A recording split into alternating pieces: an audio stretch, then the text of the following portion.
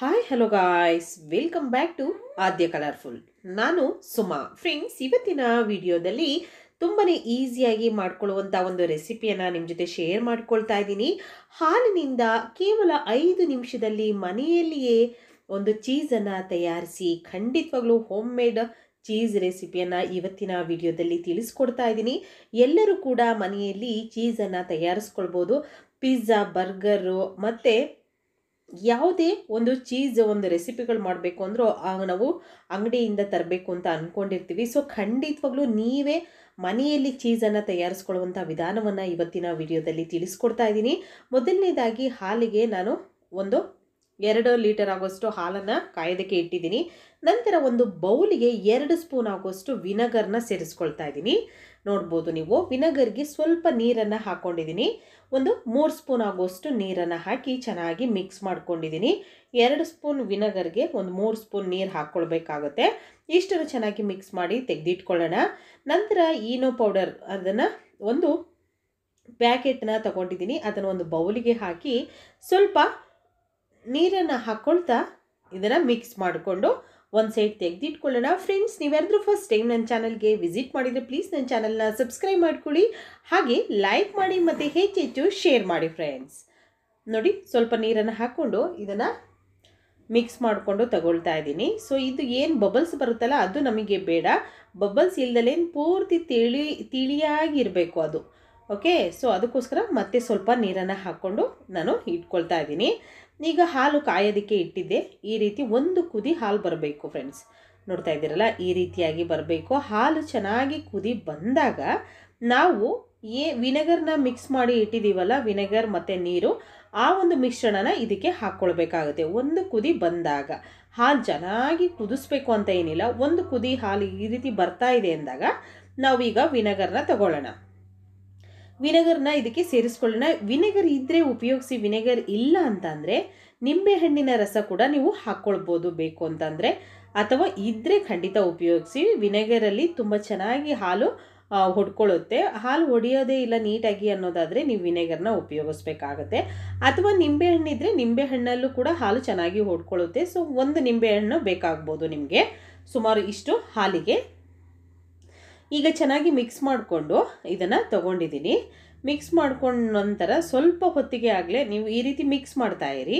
ಈಗ ಮಿಕ್ಸ್ ಮಾಡಿದ ಸ್ವಲ್ಪ ಹೊತ್ತಿಗೆ ಈ ರೀತಿ ನೋಡ್ಬೋದು ನೀವು, ಹಾಲು ಈ ರೀತಿಯಾಗಿ ಗಟ್ಟಿಯಾಗಿ ಬಂದ್ಬಿಡುತ್ತೆ. ನೀರು, ಅದರಲ್ಲಿರುವಂಥ ನೀರಿನ ಅಂಶ ಎಲ್ಲ ಈ ರೀತಿಯಾಗಿ ಒಂದು ಸೈಡ್ ಆಗುತ್ತೆ. ಈ ರೀತಿಯಾಗಿ ಹಾಲು ಹೊಡ್ಕೋಬೇಕು. ಇದು ಪರ್ಫೆಕ್ಟಾಗಿ ಹಾಲು ಹೊಡ್ಕೊಂಡಿದೆ. ಸೊ ನೋಡ್ತಾ ಇದ್ದೀರಲ್ಲ, ಈ ರೀತಿಯಾಗಿ ಮಾಡಿಕೊಂಡ್ರೆ ನಮಗೆ ಪನ್ನೀರು ಪರ್ಫೆಕ್ಟಾಗಿ ಬಂದ್ಬಿಡುತ್ತೆ. ನೋಡಿ ಎಷ್ಟು ಗಟ್ಟಿಯಾಗಿದೆ, ಈ ರೀತಿಯಾಗಿ ಬರಬೇಕು. ಸೊ ಈಗ ಏನಿದೆಯೋ ಇದನ್ನು ಒಂದು ಸ್ಟ್ರೈನರ್ಗೆ ನಾವು ಬಟ್ಟೆಯನ್ನು ಮುಚ್ಚಿ, ವೈಟ್ ಬಟ್ಟೆಯನ್ನು ಮುಚ್ಚಿ, ಅದಕ್ಕೆ ಇವಾಗ ಈ ಒಂದು ಪನ್ನೀರನ್ನು ಇದಕ್ಕೆ ಹಾಕ್ಕೊಂಡು ಸೋಸ್ಕೊಳ್ಳೋಣ. ಸೊ ಪರ್ಫೆಕ್ಟಾಗಿ ನಿಮಗೂ ಕೂಡ ಇದು ಪ್ರೊಸೀಜರ್ ಗೊತ್ತಾಗುತ್ತೆ. ಖಂಡಿತ ಎಲ್ಲರೂ ಕೂಡ ಆರಾಮಾಗಿ ನೀವು ಮಾಡ್ಕೋಬೋದು. ಇವಾಗ ಇದಕ್ಕೆ ಸ್ವಲ್ಪ ತಣ್ಣೀರನ್ನು ಮೇಲೆ ಹಾಕ್ಕೊಳ್ತೀನಿ. ತಣ್ಣೀರನ್ನು ಹಾಕಿದ ನಂತರ ನಾವು ಇದರಲ್ಲಿರುವಂಥ ನೀರನ್ನು ತೆಗಿಬೇಕಾಗತ್ತೆ. ಸೊ ಎಲ್ಲದನ್ನು ಕೂಡ ಹಾಕ್ಕೊಂಡ ನಂತರ ಸ್ವಲ್ಪ ತಣ್ಣೀರನ್ನು ಇದಕ್ಕೆ ಮೇಲ್ಗಡೆ ಹಾಕ್ಕೊಳ್ತಾ ಇದ್ದೀನಿ. ನೋಡ್ತಾ ಇದ್ದೀರಲ್ಲ, ಈ ರೀತಿಯಾಗಿ ಸ್ವಲ್ಪ ನೀರನ್ನು ಹಾಕ್ಕೊಳ್ಳೋಣ. ಒಂದು ಅರ್ಧ ಲೋಟ ಆಗೋಷ್ಟು ನೀರನ್ನು ಹಾಕ್ಕೊಂಡ್ರೆ ಸಾಕು. ಈಗ ಬಟ್ಟೆಯನ್ನು ನಾವು ಈ ರೀತಿಯಾಗಿ ಕೈಯಲ್ಲಿ ಹಿಂಡಿ ಅದರಲ್ಲಿರುವಂಥ ನೀರನ್ನು ತೆಗಿಬೇಕಾಗುತ್ತೆ. ಪನ್ನೀರ್ ಮಾಡಬೇಕಾದ್ರೇ ಬೇರೆ ಪ್ರೊಸೀಜರ್ ಇರುತ್ತೆ. ಸೊ ಇದು ಪನ್ನೀರಲ್ಲ, ನಾವು ಚೀಸ್ ಮಾಡೋದಕ್ಕೆ ಮಾಡ್ತಾ ಇರೋವಂಥದ್ದು. ಈಗ ಏನು ನೀರಿನ ಅಂಶ ಇದೆಯಲ್ವಾ, ಪೂರ್ತಿ ಹಿಂಡಬೇಡಿ. ಪೂರ್ತಿಯಾಗಿ ಸ್ವಲ್ಪನೂ ನೀರಿಲ್ದಂಗೆ ಹಿಂಡಬೇಡಿ. ತೊಟಕ್ಕೆ ಒಂದು ತೊಟ್ಟು ಇಡ್ತಾ ಇರುತ್ತೆ ಲಾಸ್ಟಿಗೆ. ಈ ರೀತಿಯಾಗಿ ಬರೋವರೆಗೂ ನೀವು ನೀರು ಹಿಂಡಬೇಕು. ಜಾಸ್ತಿ ಹಿಂಡಕ್ಕೆ ಹೋಗಬಾರ್ದು. ಸ್ವಲ್ಪ ನಮಗೆ ಅದು ಮಾಯ್ಶ್ಚರೈಸ್ ಇರಬೇಕು ಅದರೊಳಗೆ, ಅದಕ್ಕೋಸ್ಕರ. ನೋಡಿ, ಇವಾಗ ಒಂದು ಮಿಕ್ಸಿ ಜಾರ್ಗೆ ಏನು ಈಗ ಪನ್ನೀರ್ ಮಾಡ್ಕೊಂಡಿದ್ದೀವಲ್ಲ ಅದನ್ನು ಮಿಕ್ಸಿ ಜಾರ್ಗೆ ಹಾಕ್ಕೊಳ್ತಾ ಇದ್ದೀನಿ. ಈ ರೀತಿಯಾಗಿ ಹಾಕ್ಕೊಳ್ಳೋಣ. ಖಂಡಿತವಾಗ್ಲೂ ಚೀಸ್ ಅಂತ ಅಂದರೆ ಎಲ್ಲರಿಗೂ ಇಷ್ಟ ಆಗುತ್ತೆ. ಚೀಸು, ಪನ್ನೀರು ಈ ಥರದ್ದೆಲ್ಲ. ಸೊ ಮನೆಯಲ್ಲಿ ಮಾಡ್ಕೊಳ್ಳೋ ವಿಧಾನ ಗೊತ್ತಿರೋದಿಲ್ಲ ಖಂಡಿತ ಎಲ್ಲರಿಗೂ ಕೂಡ. ಆದರೆ ಇವತ್ತು ನಾನು ಮನೆಯಲ್ಲಿ ಚೀಸನ್ನು ತಯಾರಿಸೋ ವಿಧಾನವನ್ನು ತಿಳಿಸ್ಕೊಡ್ತಾ ಇದ್ದೀನಿ. ನೋಡಿ, ಇವಾಗ ಈನೋ ಪೌಡರ್ನ ಮಿಕ್ಸ್ ಮಾಡಿ ಇಟ್ಟಿದ್ದೀವಲ್ಲ, ನೀರು ಮತ್ತು ಈನೋ, ಅವೆರಡನ್ನೂ ಕೂಡ ನಾನು ಹಾಕ್ಕೊಂಡಿದ್ದೀನಿ. ಒಂದೇ ಒಂದು ಪಿಂಚ್ ಅರಿಶಿನ ಹಾಕ್ಕೊಳ್ತಾ ಇದ್ದೀನಿ, ಅಡುಗೆ ಅರಿಶಿನ ಹಾಕ್ಕೊಳ್ತಾ ಇದ್ದೀನಿ. ಸ್ವಲ್ಪ ಕಲರ್ ಕೂಡ ಚೆನ್ನಾಗಿ ಬರಲಿ ಅಂತ ಒಂದು 2 ಸ್ಪೂನ್ ಆಗುವಷ್ಟು ಬೆಣ್ಣೆಯನ್ನು ಸೇರಿಸ್ಕೊಳ್ತಾ ಇದ್ದೀನಿ. ಬೆಣ್ಣೆ ಇಲ್ಲ ಅಂದರೆ ತುಪ್ಪ ಹಾಕ್ಕೊಳ್ಳಿ. ಬೆಣ್ಣೆ ಇದ್ದರೆ ಖಂಡಿತ ಬೆಣ್ಣೆಯನ್ನೇ ಉಪಯೋಗಿಸಿ, ಪರ್ಫೆಕ್ಟಾಗಿ ಬರುತ್ತೆ ಚೀಸು ನಿಮಗೆ. ಇವಾಗ ಇಷ್ಟನ್ನು ಕೂಡ ನಾವು ರುಬ್ಕೊಂಬರ್ಬೇಕಾಗತ್ತೆ. ಇದನ್ನು ನಾವು ಎಷ್ಟು ಆಗುತ್ತೆ ನೋಡಿ ಅಷ್ಟು ನುಣ್ಣಗೆ ಇದನ್ನು ಗ್ರೈಂಡ್ ಮಾಡ್ಕೊಂಬರ್ಬೇಕು. ನೋಡ್ತಾ ಇದ್ದೀರಲ್ಲ, ಈ ರೀತಿಯಾಗಿ ಕ್ರೀಮಿಯಾಗಿ ಇರಬೇಕು ನಮಗೆ. ನೋಡಿ, ಅದು ನೋಡಿದ್ರೇ ತಿನ್ನಬೇಕು ಅನಿಸುತ್ತೆ. ಈ ರೀತಿಯಾಗಿ ಬರಬೇಕು. ಅಕಸ್ಮಾತ್ ಸ್ವಲ್ಪ ಗಟ್ಟಿ ಆಯಿತು ಅನ್ನೋದಾದರೆ 1 ಸ್ಪೂನು ನೀವು ಹಾಲನ್ನು ಹಾಕ್ಕೊಳ್ಳಿ. 1 ಸ್ಪೂನು, ಜಾಸ್ತಿ ಬೇಡ.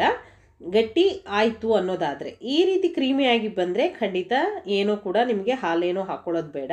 ಸ್ವಲ್ಪ ಗಟ್ಟಿ ಆಗ್ತಾ ಇದೆ, ರುಬ್ಬಕ್ಕಾಗ್ತಿಲ್ಲ ಅನ್ನೋದಾದರೆ ನೀವು 1 ಸ್ಪೂನ್ ಹಾಲನ್ನು ಆ್ಯಡ್ ಮಾಡ್ಕೋಬೋದು. ಅದಾದ ನಂತರ ಈಗ ರುಬ್ಬಿರೋವಂಥ ಮಿಶ್ರಣನ ನಾನು ಈ ಒಂದು ಬಾಕ್ಸಿಗೆ ಒಂದು ಬಟರ್ ಪೇಪರ್ನ ಹಾಕಿ ಅದಕ್ಕೆ ಸ್ವಲ್ಪ ತುಪ್ಪ ಸವರ್ಕೊಂಡಿದ್ದೀನಿ. ತುಪ್ಪ ಸವರಿ ಈಗ ನಾವು ಇದನ್ನು ಹಾಕ್ಕೊಳ್ಳೋಣ. ರುಬ್ಬಿರೋವಂಥ ಮಿಶ್ರಣ ಇದೆಯಲ್ಲ, ಅದನ್ನು ಈ ಬಾಕ್ಸಿಗೆ ನಾನು ಹಾಕ್ಕೊಳ್ತಾ ಇದ್ದೀನಿ. ಖಂಡಿತ ನೀವು ಬ್ರೆಡ್ ಸ್ಯಾಂಡ್ವಿಚ್ ಮಾಡಬೇಕಾದ್ರೆ ಇದನ್ನು ನೀವು ಇಟ್ಟು ಖಂಡಿತ ಬ್ರೆಡ್ ಸ್ಯಾಂಡ್ವಿಚ್ ತಯಾರಿಸಿ. ಏಕೆಂದರೆ ನಾನು ಯಾವಾಗಲೂ ಕೂಡ ಹೀಗೆ ಮಾಡ್ಕೊಳ್ತೀನಿ ಮನೆಯಲ್ಲಿ, ತುಂಬ ಪರ್ಫೆಕ್ಟಾಗಿ ಬರುತ್ತೆ. ಸೊ ಅದಕ್ಕೋಸ್ಕರ ನಿಮಗೆ ಹೇಳ್ತಾ ಇರೋದು. ಮಕ್ಕಳಿಗೂ ಕೂಡ ತುಂಬ ಹೆಲ್ದಿಯಾಗಿ ಅನಿಸುತ್ತೆ ಇದು ಚೀಸು. ಒಂದ್ಸಲ ಮನೆಯಲ್ಲಿ ಯಾವುದೇ ಕೆಮಿಕಲ್ಸ್ ಇಲ್ದಲೇ ಮನೆಯಲ್ಲಿ ಮಾಡ್ಕೊಳ್ಳುವಂಥದ್ದು. ಸೊ ತಯಾರಿಸಿ ಹೇಗೆ ಬಂತು ಅಂತ ತಿಳಿಸಿ ಫ್ರೆಂಡ್ಸ್. ಓಕೆ, ಈಗ ನೋಡ್ಬೋದು, ಈಗ ಈ ಬಾಕ್ಸಿಗೆ ಹಾಕ್ಕೊಂಡಿದ್ದೀನಿ. ನಂತರ ಇದನ್ನು ಇದರ ಮುಚ್ಚಳನ ಮುಚ್ಚಿಬಿಟ್ಟು ನಾವು ಇವಾಗ ಇದನ್ನು ಫ್ರೀಝರಲ್ಲಿ ಇಡ್ತಿಲ್ಲ, ಫ್ರಿಡ್ಜಲ್ಲಿ ಇಟ್ಕೊಳ್ತಿದ್ದೀವಿ. ಫ್ರಿಡ್ಜಲ್ಲಿ ಇದನ್ನು ಇಡೋಣ. ಸೊ ಈ ಸುಮಾರು ಒಂದು 3 ರಿಂದ 4 ಗಂಟೆವರೆಗೂ ನೀವು ಫ್ರಿಡ್ಜಲ್ಲಿ ಇಡಬೇಕಾಗುತ್ತೆ. ಫ್ರೀಝರಲ್ಲಿ ಬೇಡ, ಫ್ರಿಡ್ಜಲ್ಲಿ ಇಟ್ಬಿಡಿ.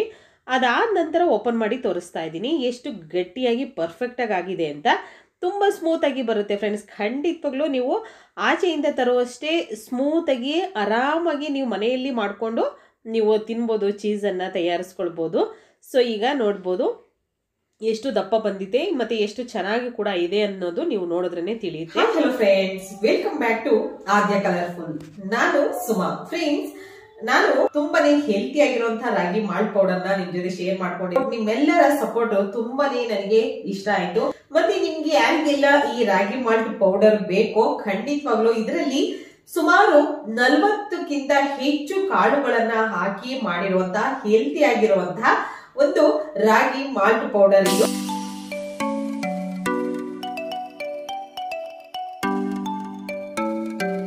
ಸೊ ಈ ರಾಗಿ ಮಾಲ್ಟ್ ಪೌಡರ್ ನಿಮಗೆ ಬೇಕು ಅಂದ್ರೆ ಸ್ಕ್ರೀನ್ ಮೇಲೆ ಇರುವಂತಹ ನಂಬರ್ಗೆ ನೀವು ವಾಟ್ಸ್ಆಪ್ ಮಾಡಿ ನಿಮ್ಮ ಆರ್ಡರ್ ನ ಮಾಡಿಕೊಂಡು, ಹಾಗೆ ನೀವು ಈ ಹೆಲ್ತಿ ಆಗಿರುವಂತಹ ರಾಗಿ ಮಾಲ್ಟ್ ಪೌಡರ್ ನ ತಗೊಂಡು ಕುಡಿದ್ರೆ ಇನ್ನಷ್ಟು ಹೆಚ್ಚು ಆರೋಗ್ಯವಾಗಿ ನೀವು ಇರುತ್ತೀರಿ ಅಂತ ನಾನು ಭಾವಿಸ್ತೀನಿ. ಈ ಚೀಸ್ ಅನ್ನ ನೀವು ಯಾವುದೇ ಒಂದು ರೆಸಿಪಿಗಳಿಗೂ ನಿಮಗೆ ಬೇಕು ಅನ್ನೋದಕ್ಕೆ ಆ್ಯಡ್ ಮಾಡ್ಕೋಬಹುದು. ಸೊ ಬ್ರೆಡ್ ಸ್ಯಾಂಡ್ವಿಚಿಗಂತೂ ಸೂಪರ್ ಆಗಿರುತ್ತೆ. ಖಂಡಿತವಾಗ್ಲೂ ಈ ಒಂದು ಚೀಸನ್ನು ಮನೆಯಲ್ಲೇ ತಯಾರಿಸಿ ನೀವು ಉಪಯೋಗಿಸಿ ನೋಡಿ, ಮತ್ತು ಹೇಗಿತ್ತು ಅಂತ ತಪ್ಪದೆ ಕಾಮೆಂಟ್ ಸೆಕ್ಷನಲ್ಲಿ ತಿಳಿಸಿ. ಈಗ ಈ ಒಂದು ವಿಡಿಯೋ ನಿಮಗೆ ಇಷ್ಟ ಆಗಿದ್ರೆ ಖಂಡಿತ ನನ್ನ ಚಾನಲ್ನ ಸಬ್ಸ್ಕ್ರೈಬ್ ಮಾಡ್ಕೊಳ್ಳಿ ಫ್ರೆಂಡ್ಸ್. ಲೈಕ್ ಮಾಡಿ ಮತ್ತು ಹೆಚ್ಚೆಚ್ಚು ಶೇರ್ ಮಾಡೋದಂತೂ ಮರಿಬೇಡಿ. ಹಾಲಿನಿಂದ 5 ನಿಮಿಷದಲ್ಲಿ ಮನೆಯಲ್ಲಿಯೇ ತಯಾರಿಸಿ ಹೋಮ್ ಮೇಡ್ ಚೀಸ್ ರೆಡಿಯಾಗಿದೆ.